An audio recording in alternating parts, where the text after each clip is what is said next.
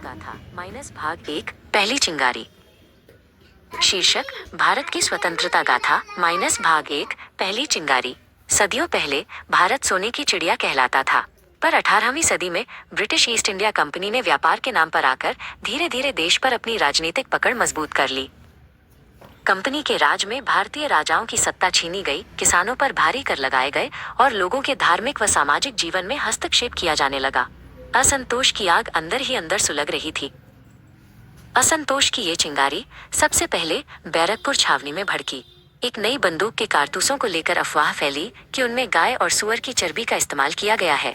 ये हिंदू और मुस्लिम दोनों सैनिकों की धार्मिक भावनाओं को आहत करने वाला था।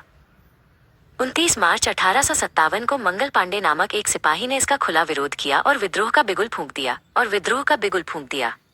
उन्हें गिरफ्तार कर फांसी दी गई, पर यह बलिदान व्यर्थ नहीं गया। विद्रोह की ये खबर आग की तरह पूरे उत्तर भारत में फैल गई।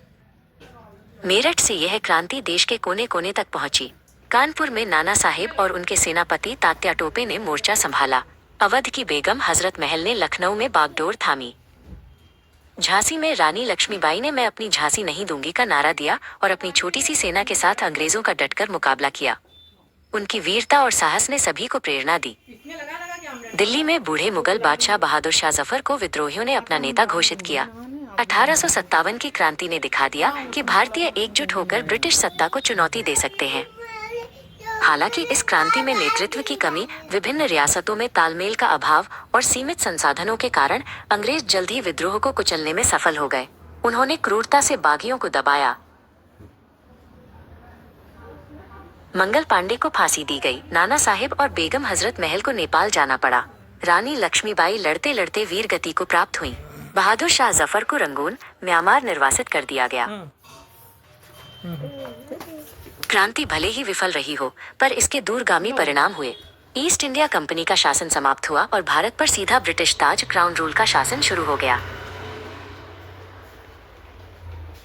इस महान बलिदान ने भविष्य के स्वतंत्रता सेनानियों के लिए एक प्रेरणा स्रोत का काम किया। 1857 की ये पहली चिंगारी आने वाली पीढ़ियों को ये याद दिलाती रही कि आजादी के लिए लड़ना कितना जरूरी है।